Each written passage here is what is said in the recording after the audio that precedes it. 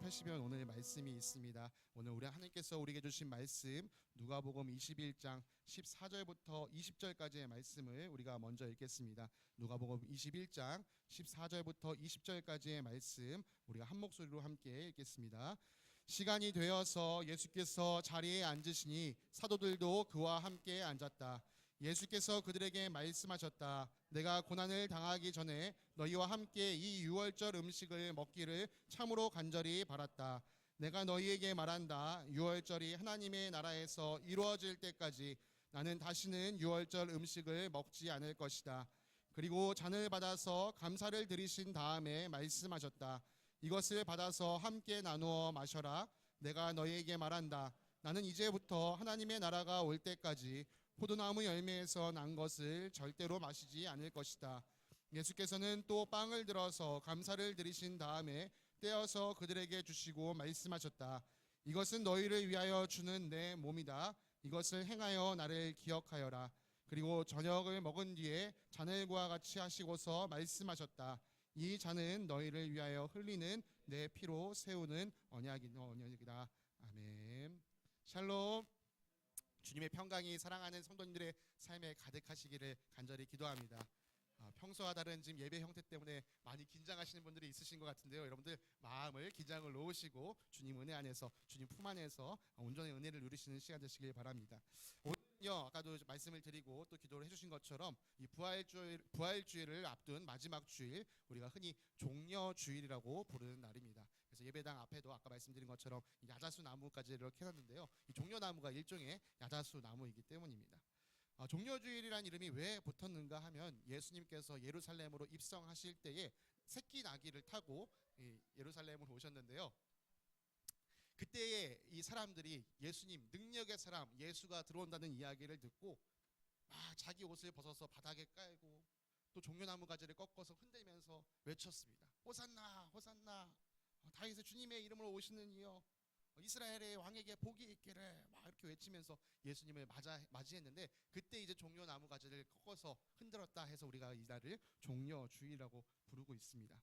이 호산나라는 말을 우리가 아까 찬양에서도 계속 불렀는데, 이 호산나라는 말은 이제 우리를 구원하소서, 이제 우리를 구원하소서라는 뜻을 가지고 있는 말입니다. 우리가 지난주에도 계속 살폈던 것처럼 이 이스라엘 백성들은 오랫동안 이 외국에 다른 나라의 이제 지배 영향권에 있으면서 우리나라가 빨리 독립하기를 간절히 바라고 있었습니다. 그런데 이 3년 동안, 이 침례를 받으신 후에 3년 동안 곳곳에서 기적을 일으킨 예수가 예루살렘으로 들어온다라고 생각하니까요, 사람들 마음에 부풀어 오른 거예요. 그럼 우리가 누가복음을 묵상하면서 읽었던 예수님께서 베푸신 기적들을 한번 생각해 보세요. 눈먼 자가 눈을 뜨게 되고, 걷지 못하는 자가 걷게 되고, 손이 굽어있던 자, 몸이 굽어있던 자들이 병이 낫게 되고, 심지어 귀신이 쫓아가는 모습들. 이런 병고침의 놀라운 역사들도 있었지만요, 여러분 5,000명, 성인 남성만 5,000명이 되는, 사실 어린아이와 여성까지 합친다면 10,000명은 훌쩍 넘을 것 같은 이 많은 사람들을 배불리 먹이셨던 일들도 있었죠. 아마 이날 예루살렘에는 이 예수님의 기적을 직간접적으로 체험한 사람들, 혹은 소문으로 들어서 익히 알고 있던 사람들이 많이 있었을 거예요. 그러니까 이들이 기대를 가지고 예수님을 맞이하는 게 당연하죠. 호산나 호산나 기쁨으로 외쳤을 것입니다. 그런데 이 사람들은 예수님께서 지금 왜 예루살렘으로 들어오시는지를 알지 못하고 있었습니다. 우리는 그 사실을 알고 있죠. 예수님은 지금 십자가를 지기 위해 이 예루살렘으로 들어가고 계십니다. 사실 예수님은 제자들에게 여러 번 말씀하셨어요. 이제 내가 곧 고난을 받아야 할 것이다. 그런데요, 제자들은 그 이야기가 듣기 싫었습니다. 왜냐하면 이 이야기는 제자들의 기대와도 달랐거든요. 예수님께서 이 이스라엘을 독립시켜 주시기를 간절히 기대하고 있었거든요.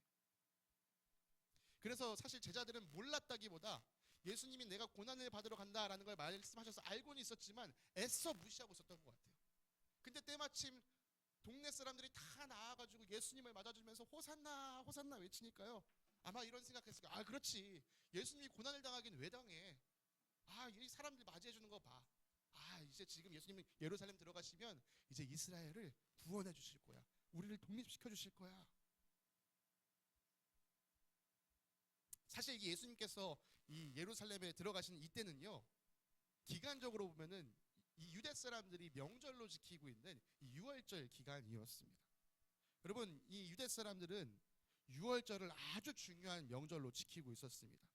이 명절의 성격으로 말씀드릴 것 같으면은 뭐 독립기념일인가 동시에 또 나라가 세워지는 날이었어요. 우리나라로 따지면 뭐 광복절과 개천절이 합쳐져 있는 느낌이었습니다.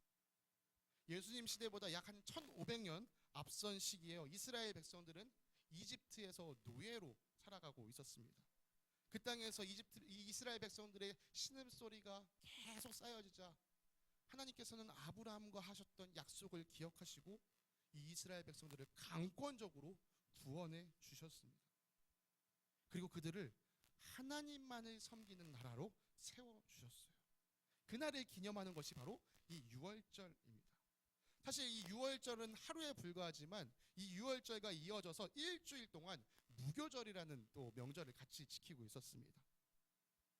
아마도 제자들은요, 예수님과 이전에도 이 유월절과 무교절을 지키기 위해 예루살렘으로 들어간 적이 있었을 것이에요. 그래서 이번 유월절도 이전과 다르지 않은 유월절, 우리가 작년에도 예수님과 함께 드렸던 그 유월절이라고 생각했을 것입니다. 그래서 예수님께서 유월절 먹을 음식을 준비해라 라고 하셨을 때 그냥 예년처럼 준비하면 되는가 보다 라고 생각했을 거예요. 그러나 이 식탁은 예수님과 제자들이 가지는 마지막 식탁이었습니다. 오늘 우리가 읽은 본문이 그 식탁에 대한 이야기입니다. 이 오늘 본문을 함께 살피기에 앞서 한 가지를 좀 짚고 넘어가려고 합니다. 여러분, 우리가 성경책에 복음서가 몇 권이 있죠? 그래 준우야, 4권이 있지. 4권이 있다는 것은 무슨 것을 의미할까요? 그만큼 이 예수님에 관해 이야기하는 것이 성경에서는 정말 중요한 일이다라는 것을 이야기해 줍니다.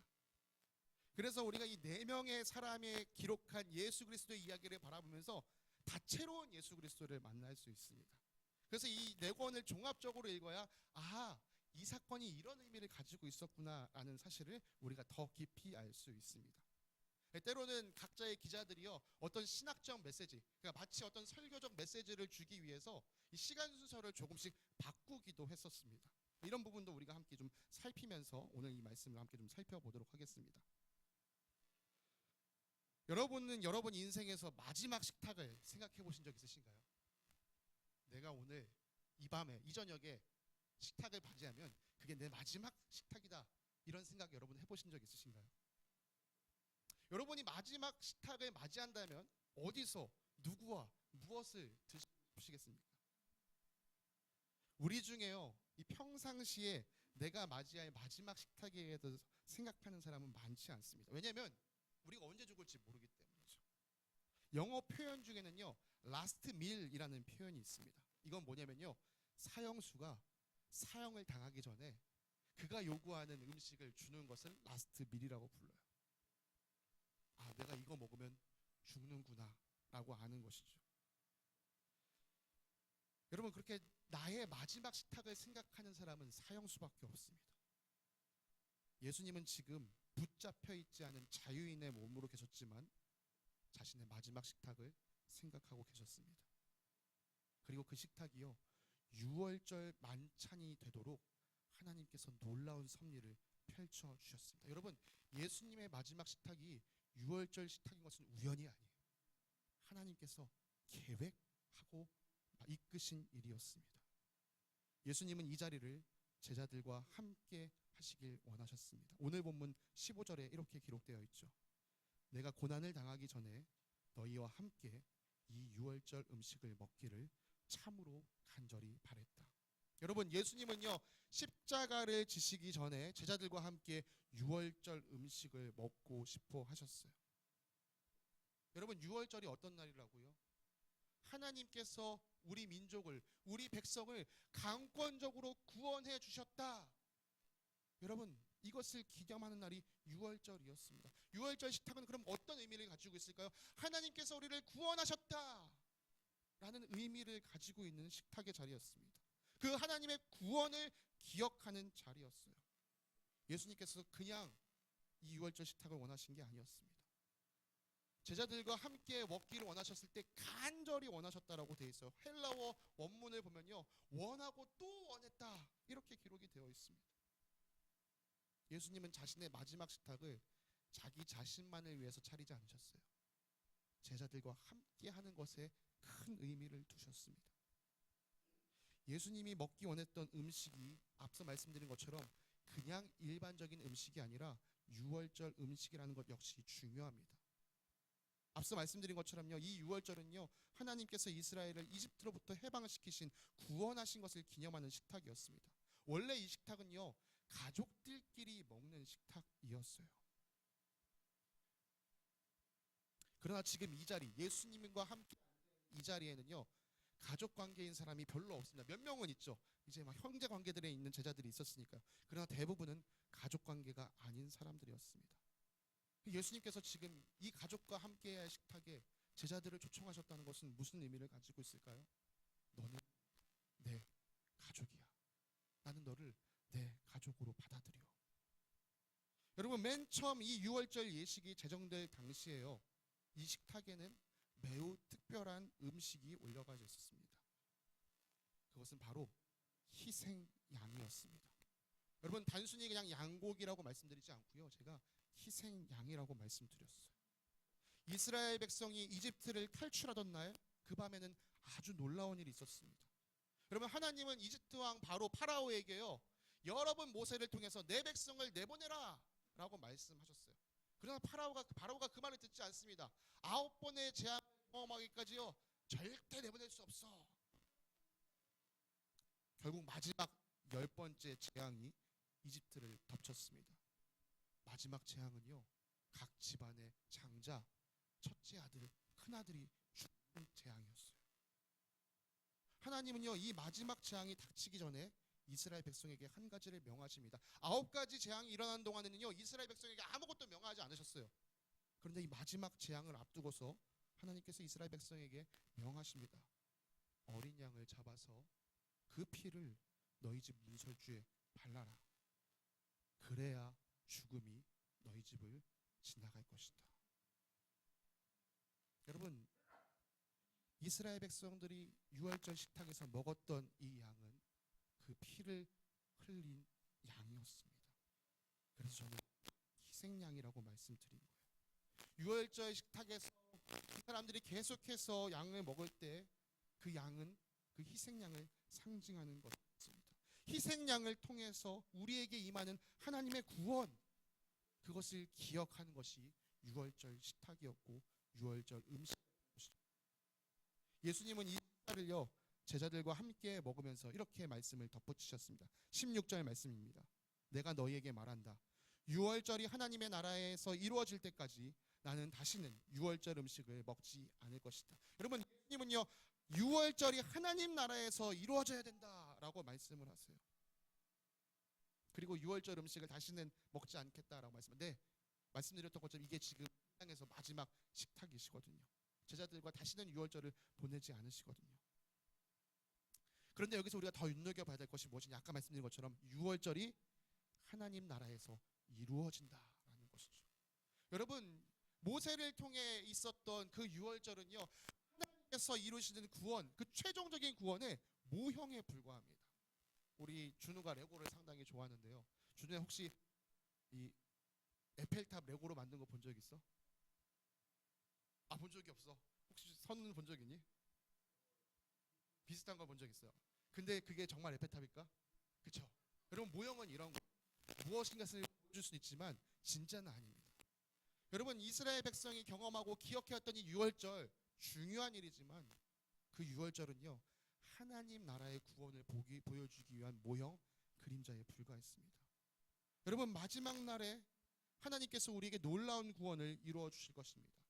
그리고 그날에 하나님 나라에서 잔치상이 펼쳐질 것이에요. 그 하나님께서 예비하신 잔치상을 먹는 사람들이 있을 것입니다. 여러분, 이집트를 탈출하던 날 밤에는요, 어떤 사람들이 이 유월절 음식을 먹었습니까?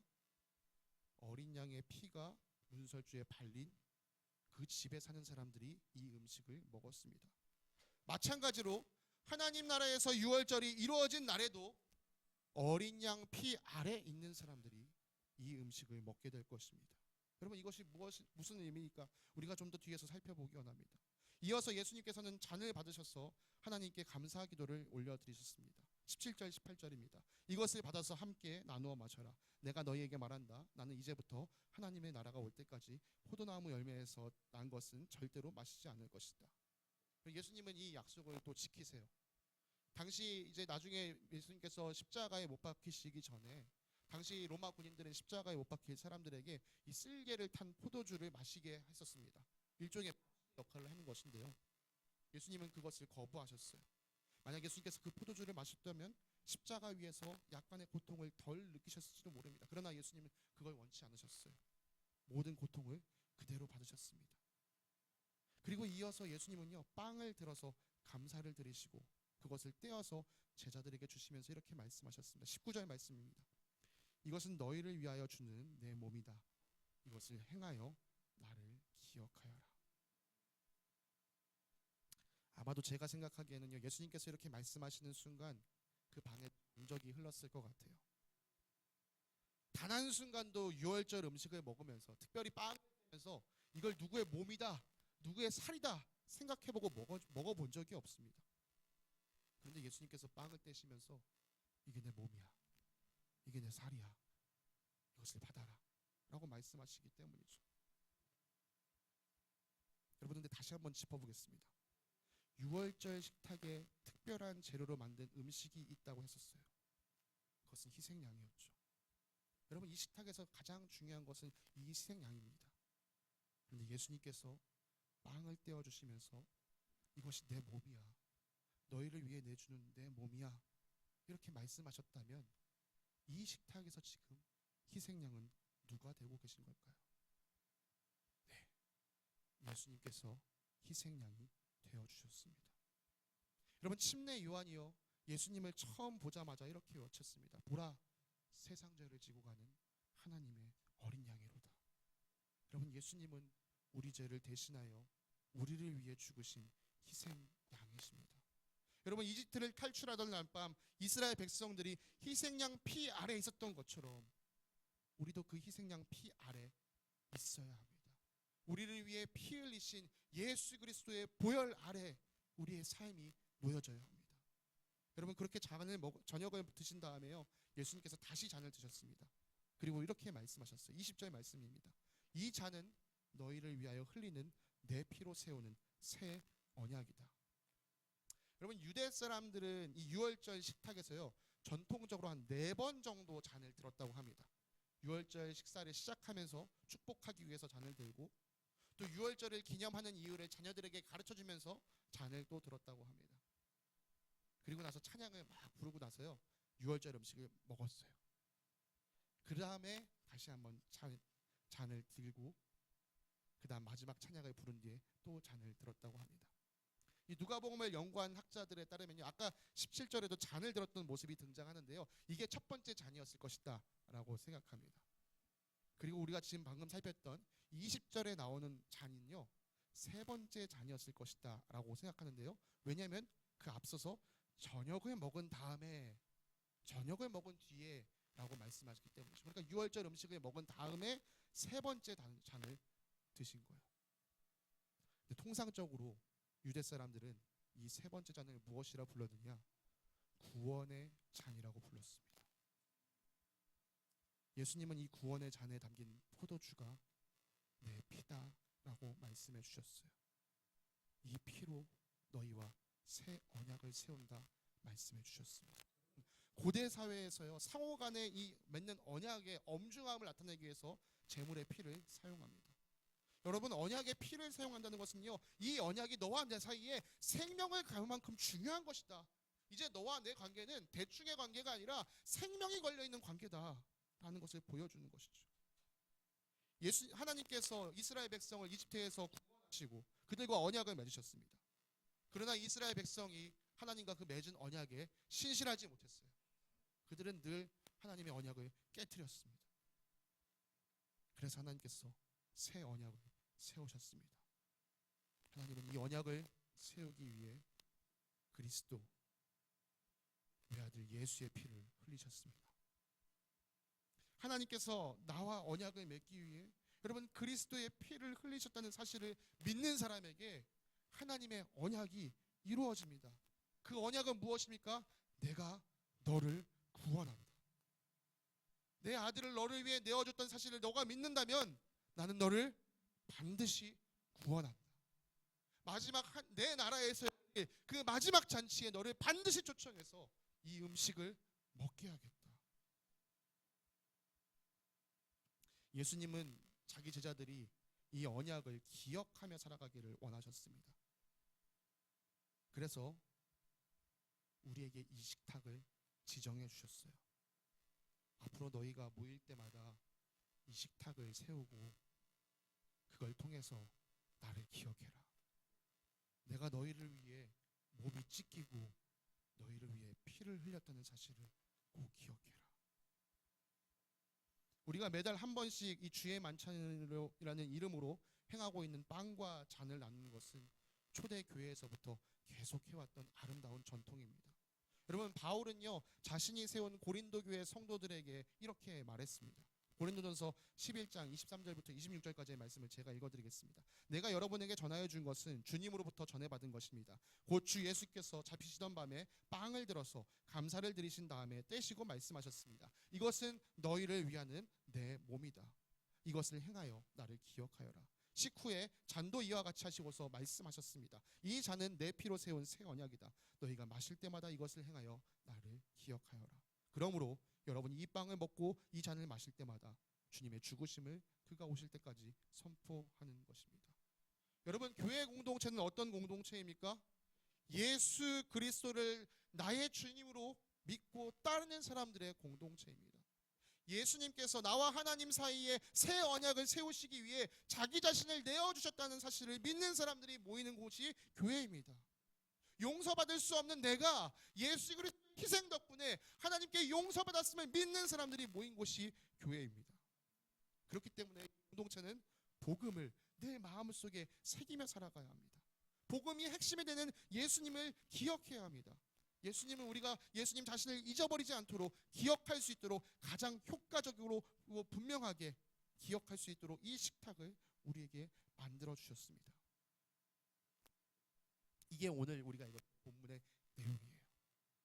내일 읽을 본문의 말씀을 조금 우리가 함께 좀 더 살피기 원합니다. 이 은혜로운 식탁 이야기를 누가가 기록하고요. 그 뒤에 눈살이 찌푸려지는 이야기를 더 기록합니다. 바로 제자들이 싸우는 장면이에요.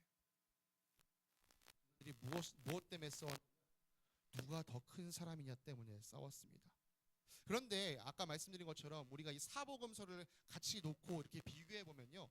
아마도 이 사건, 제자들이 싸운 사건은 주의 만찬을 제정해 주시기 전에 일어났던 사건인 것 같아요.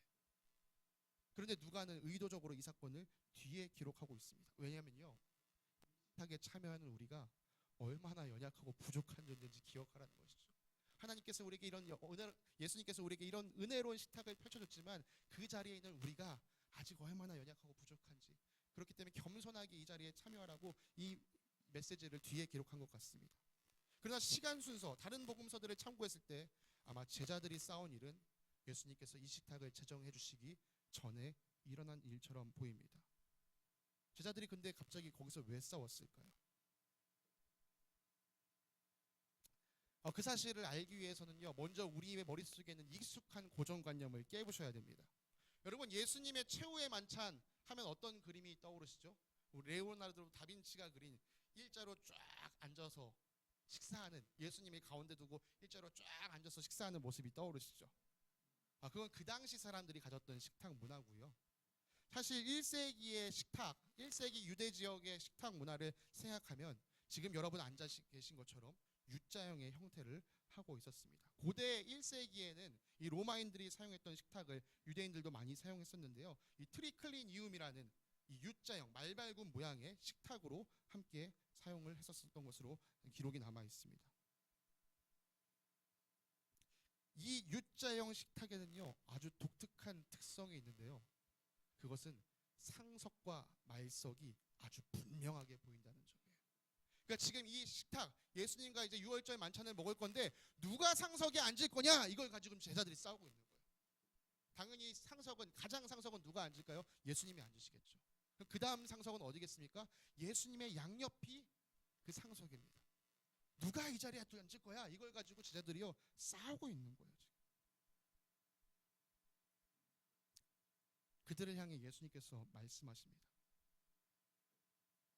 이 세상 왕들은 사람들 위해서 군림하기 위해 살아간다. 이 세상 권력자들은 마치 자기가 백성들에게 은혜를 베푸는 것처럼 자기가 은혜로운 사람인 척하고 살아간다. 그러나 너희는 그렇게 하지 말아라. 너희 가운데서 가장 큰 사람은 가장 어린 사람이 되고, 너희 가운데 다스리는 사람은 반드시 섬기는 사람이 되어야 된다. 그리고 예수님께서 그 모습을 직접 보여주셨습니다. 여러분 주보를 여셔서 요한복음 우리 13장 3절에서 5절, 12절부터 15절까지의 말씀을 여러분 함께 우리 한 목소리로 읽겠습니다. 시작.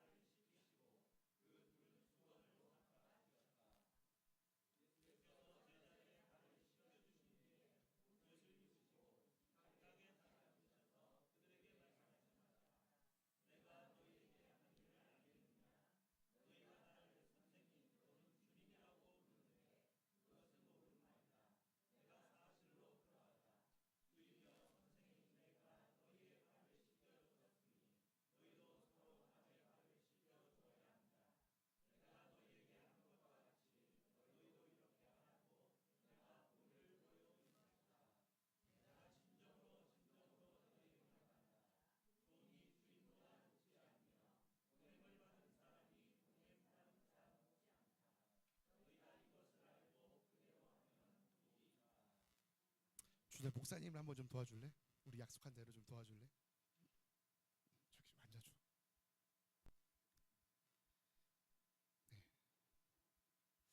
제자들은요 자기들이 앉을 식탁 자리를 두고 누가 제일 높은가 싸웠습니다. 여러분 이 당시 관습에 따르면요 집에 들어온 사람의 발을 닦는 일은 그 집안에서 가장 낮은 종이 담당하는 일이었어요. 만약에 그 종의 집에 종이 없다면 아까 그 식탁에서 가장 말석에 앉은 사람이 그 일을 감당해야 했습니다. 그런데 예수님과 제자들의 식탁에서는 그런 일이 일어나지 않았어요.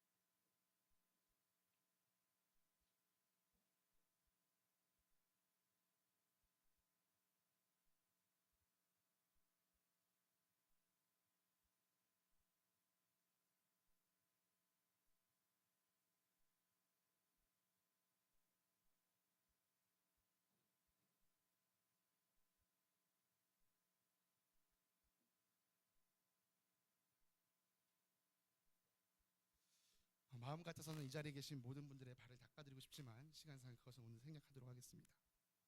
그리고 예수님께서 제자들의 발을 닦아주시는데요, 베드로가 어깃장을 놓습니다. 아, 주님, 어떻게 선생님이신 주님께서 제 발을 닦는단 말입니까?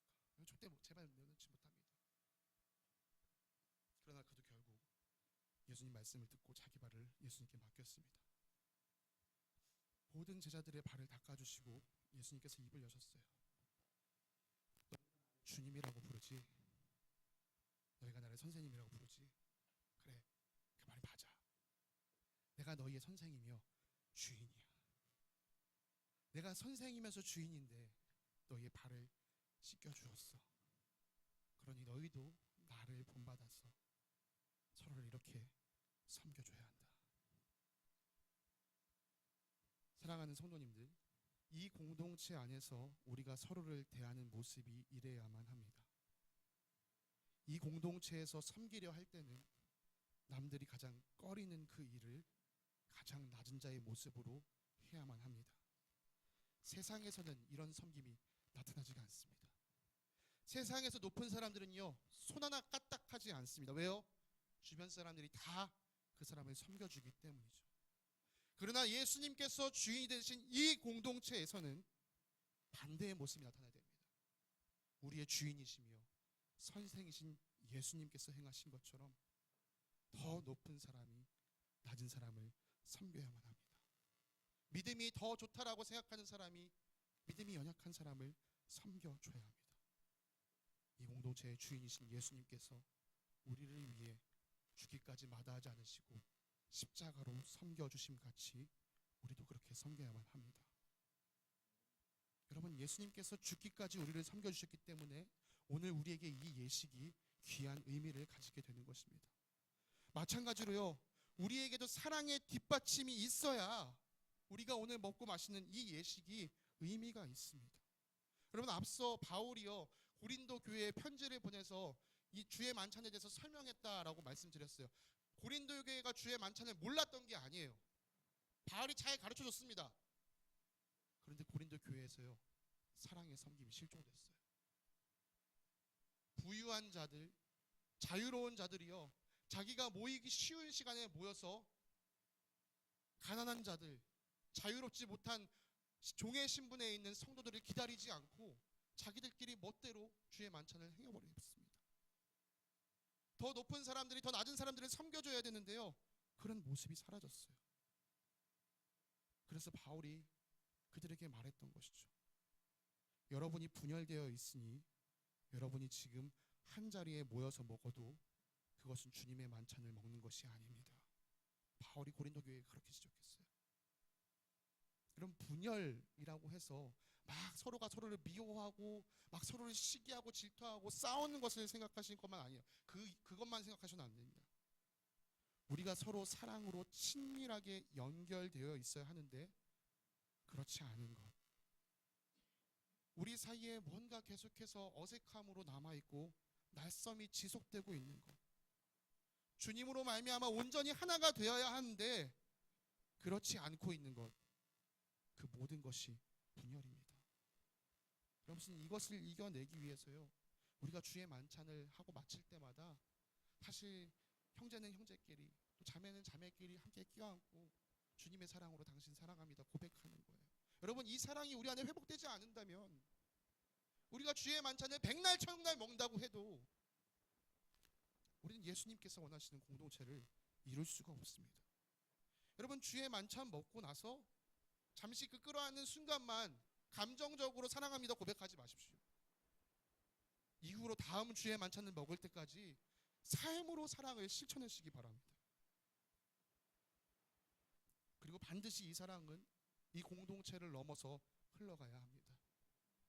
이 공동체 안에서 함께 예배드리지만 아직 침례받지 못하신 분들, 그분들을 향해서도 반갑게 이 인사가 흘러가야 하고요, 더 나아가서는 저 세상 밖에서 아직 주님을 알지 못하여서 어둠 가오고 있는데 헤매고 있는 자들, 여러분, 그들에게도 주님의 죽으심을 우리가 선포해 주어야 합니다. 이것이 교회가 마땅히 감당해야 할 사명입니다. 이것을 위해 주님께서 우리에게 이 식탁을 마련해 주셨습니다. 자신의 마지막 식탁을 우리를 위해 내어주신 것이죠. 오늘 이 마음을 담아서 우리가 주님의 만찬을 함께 나누기 원합니다. 이 시간 침례를 받으셔서 우리 교회의 회원이 되신 분들 잠시 자리에서 일어나 주시기를 부탁드립니다. 이 시간 주님께서 우리에게 명하신 이 예식을 함께 시행하겠습니다. 여러분 각자 서신 자리에서 우리를 위해 자기 자신을 내어주신 예수님을 깊이 묵상하시기 바랍니다.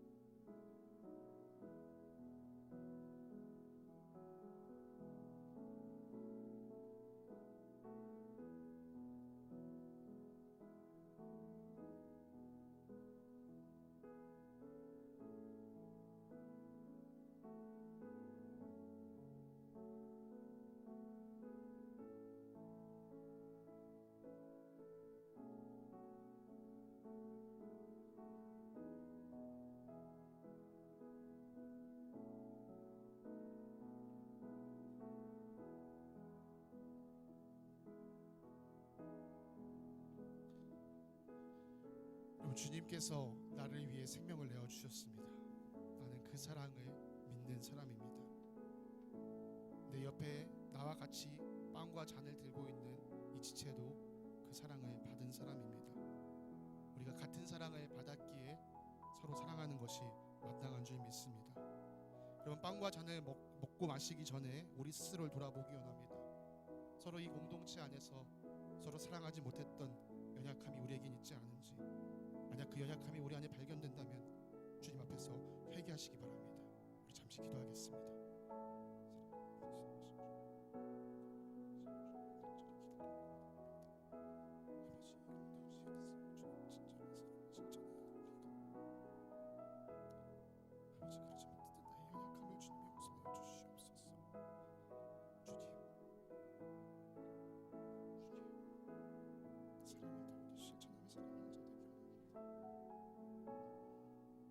이어서 우리 한 가지만 더 간구 기도하기 원합니다.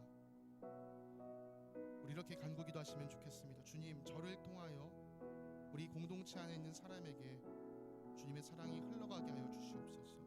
특별히 여러분 마음 가운데 떠오르시게 한 사람이 있다면 주님, 제가 앞으로 이 한 달간 이 사람을 더욱더 주님의 사랑으로 품고 나아가겠습니다. 아버지, 나를 통하여서 주님의 사랑이 이 사람에게 흘러가게 하여 주시옵소서. 또 행여나 누군가 나에게 사랑을 베풀거든 여러분 거절하지 마시고 주님께서 이 사람을 통하여 나에게 사랑을 흘려 보내주시는구나 여러분 믿으시면서 그 사랑을 받으시기 바랍니다. 이 시간 우리 다시 함께 기도하겠습니다. 주님, 나를 통하여 이 공동체에 주님의 사랑이 흘러가게 하여 주십소서. 간절히 기도하겠습니다. 주님, 시간 주님 앞에 간절히 간구합니다. 주님의 사랑이 우리 공동체에서 막히지 않기 원합니다. 아버지, 내가 주님의 사랑의 통로가 되어서 그 역할을 감당하기 원합니다. 주님, 일하여 주시옵소서.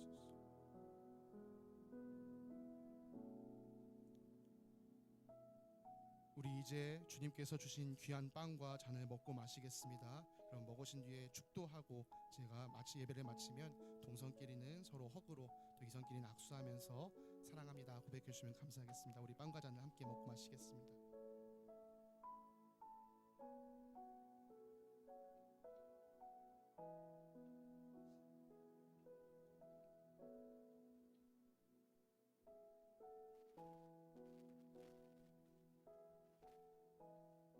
축도로 예배를 마치겠습니다. 이제는 우리를 구원하신 예수 그리스도의 크신 은혜와 살아계신 하나님 아버지의 영원하신 사랑과 우리 가운데 함께 하시는 성령님의 교통하심이, 주님께서 우리에게 세워주신 귀한 만찬을 그 의미를 따라 세워가기로 다짐하는 모든 예배자들 위해 영원토록 함께 있을지어다.